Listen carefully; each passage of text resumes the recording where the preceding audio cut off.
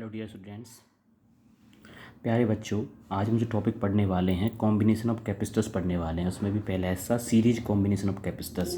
Capacitors series में combine कब होंगे, तो हमें समझना है सीरीज कॉम्बिनेशन कैसे होता है। अगर किन्हीं दो पॉइंट्स के बीच में हमारे जो कैपेसिटर्स कनेक्टेड हैं और उन्हें हमें वन कैपेसिटर से तीसरे कैपेसिटर तक पहुंचना हो और हमें सिंगल पाथ ओबे करना पड़ रहा हो, सिंगल पाथ के थ्रू में फ्लो करना पड़ रहा हो, तो कैपेसिटर्स किस में कहलाएंगे? सीरीज में।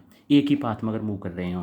दूसरे में हम आप ऐसे कह सकते हैं, अगर फर्स्ट कैपेसिटर जिसकी कैपेसिटी क्या है C1, उसकी नेगेटिव प्लेट सेकंड कैपेसिटर की पॉजिटिव प्लेट से कनेक्ट हो और सेकंड कैपेसिटर की नेगेटिव प्लेट थर्ड कैपेसिटर की पॉजिटिव प्लेट से कनेक्ट हो एंड सो ऑन। अगर इस तरह आपकी प्लेट्स कंबाइन हैं तो वो कैपेसिटर्स किस में कहलाएंगे? आपके सीरीज में। सीरीज में आपको ध्यान रखना, जो हमने पोटेंशियल अप्लाई किया वहाँ से जो चार्ज फ्लो होगा आपका क्यू जब ए से बी पॉइंट तक जा रहा है, हम सिंगल पाथ वो भी कर रहे हैं, तो हर कैपेसिटर पे क्वांटिटी क्या रहेगी? चार्ज की सिमिलर रहेगी। मतलब हर कैपेसिटर सेम चार्ज के साथ क्या होगा? चार्ज्ड होगा। लेकिन सीरीज कॉम्बिनेशन में जो पोटेंशियल हमने वी दिया है वो क्या होता है? डिफर्स होता है, वो बट जाता है। फर्स्ट के लिए क्या बटेगा? आपका V1, सेकंड के लिए V2 एंड थर्ड के लिए V3। ये पोटेंशियल भी सेम हो सकता है हर एक पर। कब होगा? अगर हर कैपेसिटर की कैपेसिटी क्या हो? बराबर हो। अगर कैपेसिटर की कैपेसिटी डिफरेंट है तो हर एक का पोटेंशियल भी क्या आएगा? डिफरेंट आएगा। प्यारे बच्चों, अब जैसा कि हमने यहाँ से देखा, V जो नेट पोटेंशियल हमने दिया, कितने पार्ट्स में राइज डिफरेंस हुआ? वो V1 plus V2 plus V3, equation first. अब यहाँ पे V की वैल्यू क्या है? जैसे कि आप जानते हो, according to the capacity of capacitor C equals to क्या होता है? Q अपॉन में V। देन V की वैल्यू क्या बनेगी यहाँ से? Q अपॉन में C। ये तो हमने निकाला V जो नेट पोटेंशियल है। इस तरह V1, V2 और V3 की वैल्यू अगर कैलकुलेट करें हम, देन V1 की वैल्यू क्या बनेगी आपकी? चार्ज तो सिमिलर है, कैपेसिटी क्या हर कैपेसिटर की C1। V2 दूसरे कैपेसिटर पर जो पोटेंशियल होगा Q अपॉन में C2। इसी तरह थर्ड पर क्या होगा आपका? Q अपॉन में C3। इन तीनों वैल्यूज को इक्वेशन फर्स्ट में यूज करने पर क्या मिला हमें, और साथ में V की वैल्यू पुट करने पर Q अपॉन में C तो V की जगह equals to Q upon C1, Q upon C2 plus Q upon C3। Q इधर और Q इधर से कॉमन आउट लेने पर Q से Q कैंसिल आउट, तो क्या मिला हमें? 1/C equals to 1/C1 plus 1/C2 plus 1/C3। तो आप ध्यान रखना, सीरीज में जब भी कैपेसिटर्स आपके कंबाइन हों तो उनकी जो नेट कैपेसिटी होती है उसका रेसिप्रोकल इक्वल होता है क्या? हर कैपेसिटर की कैपेसिटी के रेसिप्रोकल के सम के बराबर होगा। ये किसमें है? Capacitance in series. लेकिन अगर ये तीन कैपेसिटर्स ना होते, ये कितने होते? अगर आपके सिर्फ पास दो कैपेसिटर्स होते और ये इस तरह कनेक्ट होते और इनके लिए आपको कैपेसिटी निकालनी पड़ती दो कैपेसिटर्स के केस के लिए, तो आपको ध्यान रखना है दो कैपेसिटर्स के लिए क्या बनेगा आपका क्वेश्चन कि 1/CS 1/C1 प्लस 1/C2। इस तरह पे आप कर सकते हो एलसीएम लेके, लेकिन बाद में आपको रेसिप्रोकल करके CSC निकालना है। यहाँ भी आपको CS निकालना है, लेकिन अगर इस तरह ना करके हम इसे सिर्फ CS इक्वल्स टू लिखें, एलसीएम लेने के बाद हमें क्या मिलेगा? उसका रेसिप्रोकल ये बनेगा C1 इंटू C2 अपॉन में C1 प्लस C2। ये आप शॉर्ट में कर सकते हैं इसके द्वारा दो कैपेसिटर्स के लिए।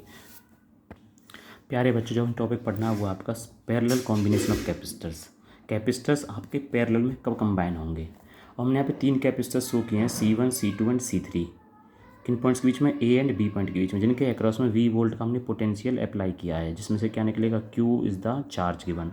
लेकिन A पॉइंट से निकलने के बाद वो चार्ज के तीन रास्ते हो गए आपके, फर्स्ट कैपेसिटर के लिए, सेकंड के लिए, थर्ड के लिए। तो हम कहते हैं इफ़ ये जो प्लेट है वो क्या आ रही है? कैपेसिटर की पॉजिटिव, और हर कैपेसिटर की पॉजिटिव प्लेट एक कॉमन पॉइंट पे कनेक्ट हो, और नेगेटिव प्लेट जो होती है हर कैपेसिटर की अगर एक कॉमन पॉइंट पे कनेक्ट हो, तो कैपेसिटर्स क्या कहलाएंगे आपके? पैरेलल में।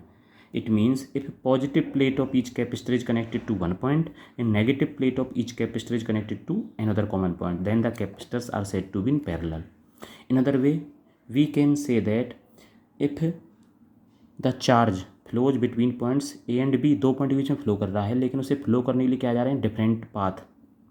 If we have to choose different paths to flow one capacitor to other capacitor between points A and B, अगर दो पॉइंट्स के बीच में जाने के लिए एक कैपेसिटर दूसरे कैपेसिटर पर हमें डिफरेंट रास्ते चूज करने पड़ते हैं, तो कैपेसिटर्स क्या कहलाएंगे आपके? पैरेलल में। तो इस केस में जब पैरेलल कॉम्बिनेशन में जो पोटेंशियल है, हर कैपेसिटर पे पोटेंशियल क्या रहेगा? सेम, क्योंकि पॉइंट्स के बीच में सेम डिस्टेंस है उनकी, लेकिन जो चार्ज है वो हर कैपेसिटर पे क्या होगा, डिवाइड हो जाएगा। पहले के लिए Q1, सेकंड के लिए Q2, थर्ड के लिए Q3। अब Q1, Q2, Q3 की वैल्यू अलग अलग भी हो सकती है और बराबर भी हो सकती है। अलग कब होगी, अगर हर कैपेसिटर की कैपेसिटी डिफरेंट है तो Q1, Q2, Q3 भी डिफरेंट होंगे। But if the capacity of each capacitor is same then charge on each capacitor will be same. Okay, अब आप देखते हैं यहाँ से जो V डिवाइड नहीं हुआ है, पैरेलल कॉम्बिनेशन में क्या डिवाइड होता है, Q। हेयर जो आपकी Q की वैल्यू है वो किस में डिवाइड है, Q1 plus Q2 plus Q3।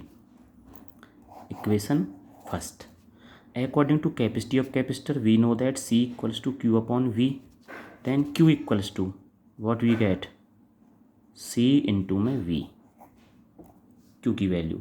Similarly we can get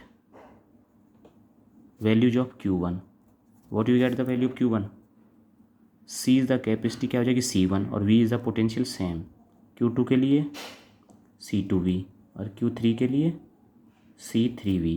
in सब वैल्यूज को इक्वेशन फर्स्ट में यूज करने के बाद आपको क्या मिलेगा, therefore from equation first Q की वैल्यू आपकी क्या है, CV equals to C1V, C2V plus C3V।